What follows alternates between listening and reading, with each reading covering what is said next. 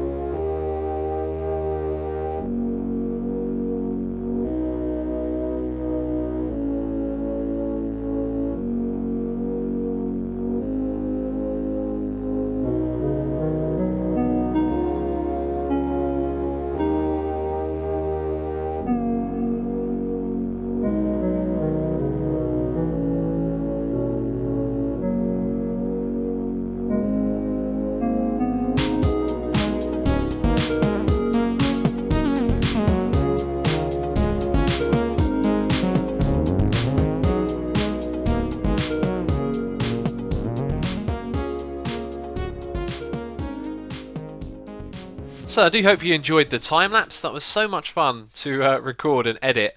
It looks so good in the end, I think. And I tell you what, Mumbo must have put a lot of effort into that, because it took some time to tear down. And look at the view right here. I absolutely love this. To think we've still got a few more floors to go, and it's looking real good so far. Anyway, let's get to the diamonds. We're now going to be mining for some of those, and we're going to be using a technique which I am quite skeptical about. I've done my own rough testing, and I'm not sure if I agree with this, but supposedly there is a way to double the amount of diamonds that you're going to get when you go mining. Now, I've pressed F3 because we need to be looking over on the left-hand side, the third line down on the second block of text, where it says chunk.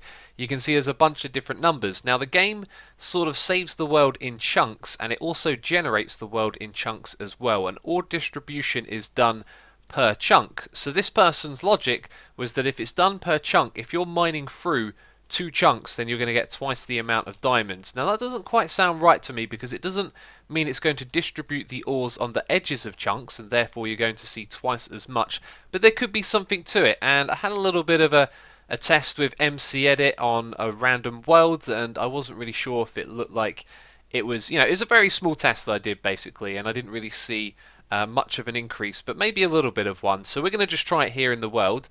So the idea is that you find a bit like this, where the chunk goes from 0 to 15, and that's a chunk border right there. So this is a chunk, that's a chunk, and if we were to mine down here, we would be looking at the blocks on this side of us and that side of us as well. So we'd be looking into both chunks, and that could potentially mean that because the game distributes ore per chunk, that we might be a little bit more likely to see some more diamonds. So we're going to give it a try all the way down the bottom here. We are at Y11.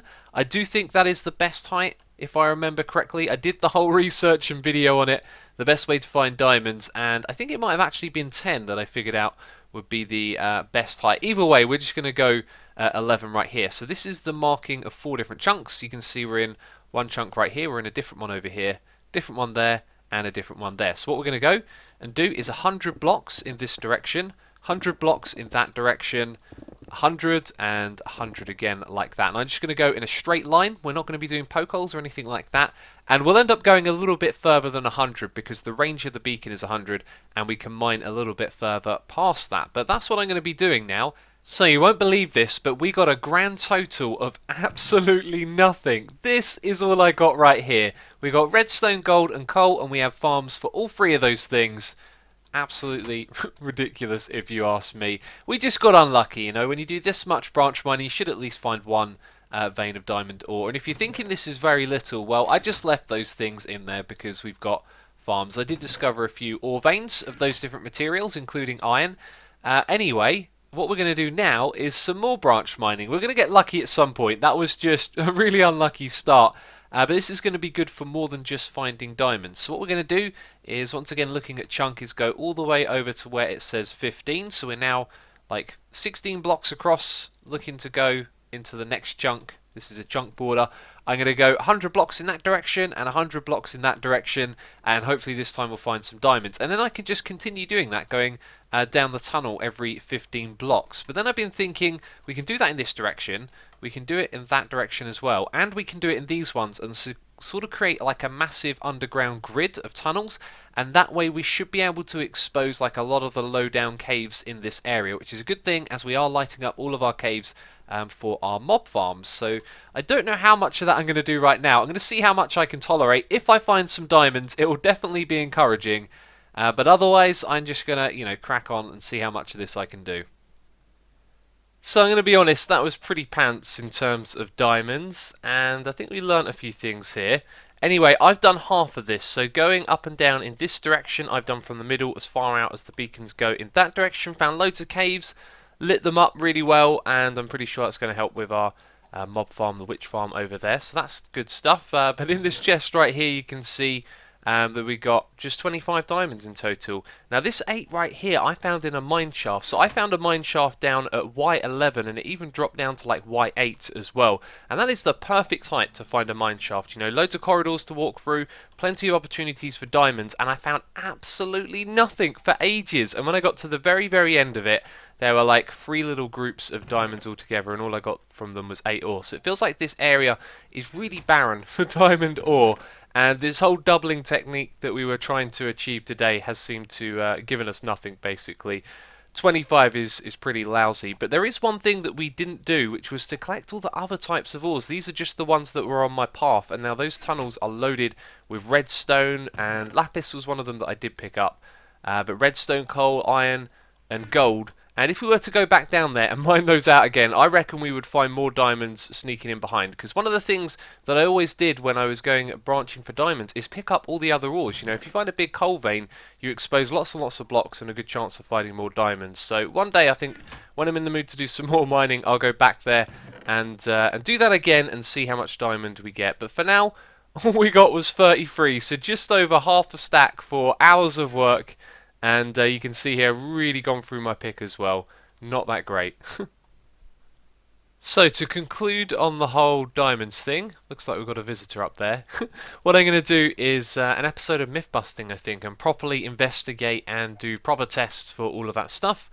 Anyway, for now we're going to move on to something else. I want to go up top and show you what I've been working on up here, because we need to... Well, that's never happened before.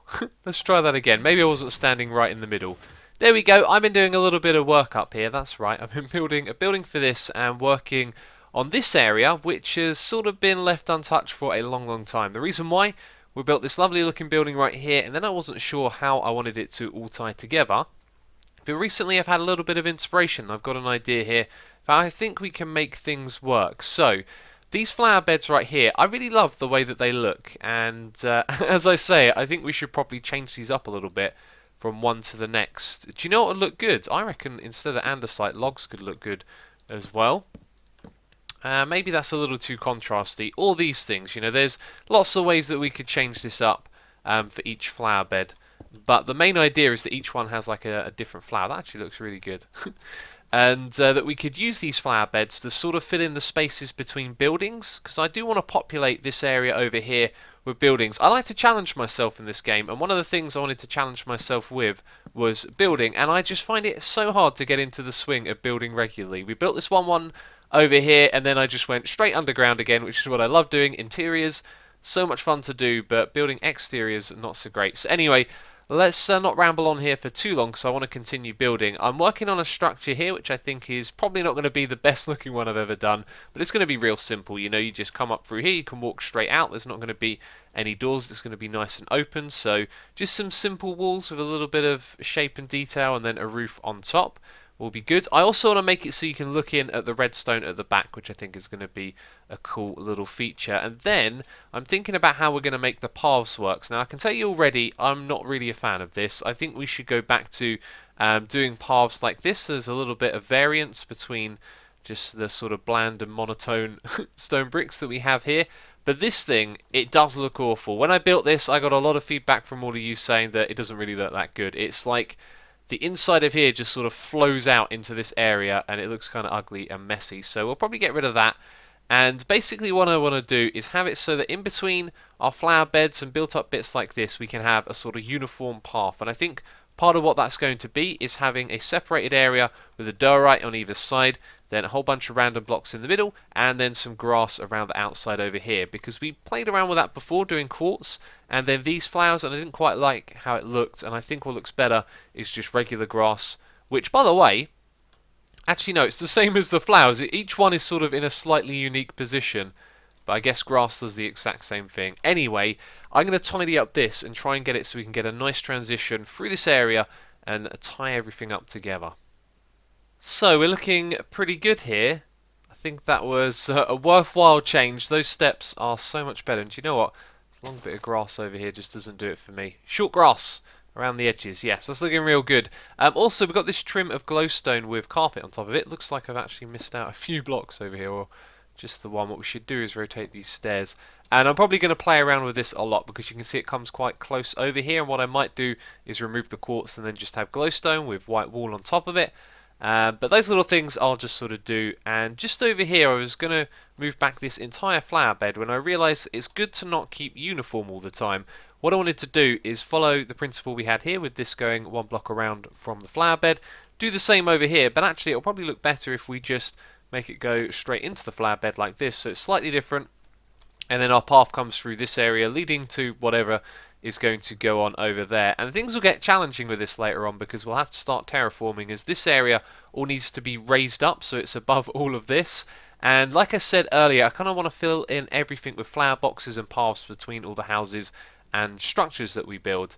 Anyway, the flower beds themselves, there's something that I wanted to talk about with this. What I've done is put them in a diagonal, and then we've got carpets with glowstone underneath each and every one of these, which may sound expensive, but we have the witch farm now over here. We had the quad one on the server for a long time, and what I wanted to do was play around with that and actually see if it would look good with lime, and I really didn't think it would, so I didn't bother, but I figured what we could do is a little bit of a test here together.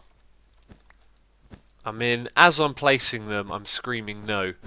It looks awful. I think if you had a grass from a different biome, like a jungle one, it might look alright because the other grass would be a lot brighter, but what works about this is that they're, you know, very close sort of colour, and it works really well. So, no to the lime. I didn't really need to do a test, but we did one anyway. And I like how these flower beds look. I think they're going to be real cool with lots of different flowers, and when we have a lot more of them in place. For now, what I'm going to focus on doing, though, is not building any more of these, but just finishing that building over there. Then I think we made a decent amount of progress up the top here, and in one of the coming episodes, I do want to build a farm that requires a building, so that would be another project to do up here on the surface. And what I'm trying to do is ease myself back into doing some stuff up here, as well as always being down below.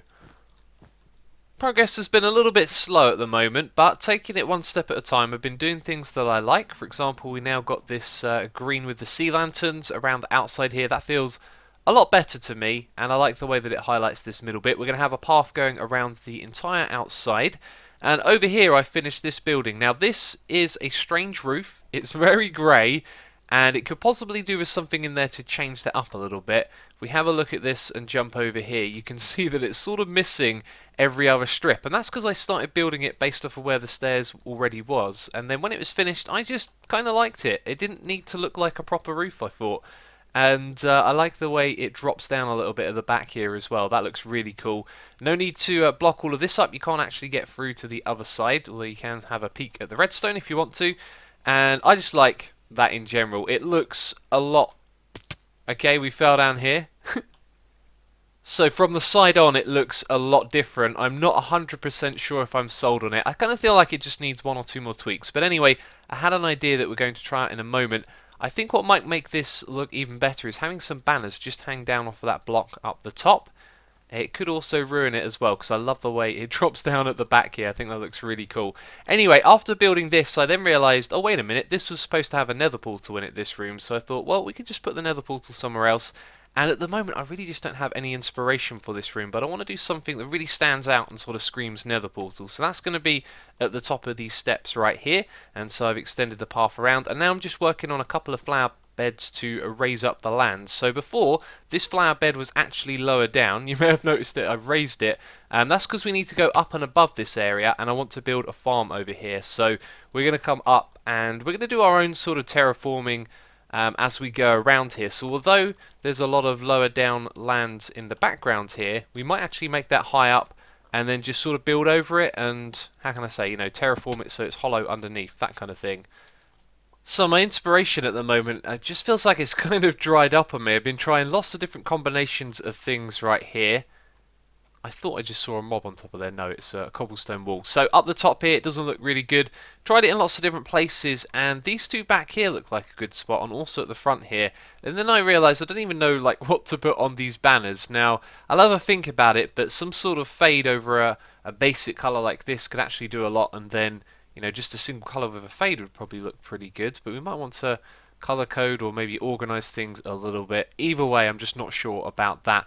But having more banners around the place I thought would look pretty cool, so I put a couple at the front here, and I put in the portal, and I realised this isn't good enough. I think what we want to do here is have this lead up to a pathway that goes back a little bit, and then have a much bigger like square building here. Maybe build it out of glass, and then have the portal in the middle of that, and do something fancy with the room there. I don't know, but that's definitely not good enough. But it's, you know, the portal's in for now. It's temporarily there, which means we can use it. And over here I've extended the path a little bit as well, and also I put in some of the two high flowers. Now I decided to put them in this one first of all, but you could sort of look over and see down into the glowstone too easily, and you can kind of do that from here as well. But I think that looks cool. It's just another type of flower bed that we can do, and I do like this whole idea. So this bit's been sort of pathed up to here, and we're going to build something over in this space real soon. So in the future, I think what I want to do is balance the above ground work with the below ground stuff, and I'd like some feedback as well, so of course leave a comment down below, let me know what you think about this. I have a comment of my own. I feel like there's something missing, like there needs to be a little bit more wood in this picture right here, because at the moment it's all grey and green really, isn't it? We've got these grey paths and little bits of greenery popping up around. It just feels like it needs something else in there. So any suggestions, feel free to leave them in the comment box down below. But that's going to be it from me this episode. Do hope you have enjoyed it. If you have, leave a like on the video. The support is always appreciated over here on the channel. So thank you so much for watching, and I'll catch you next time. Bye bye.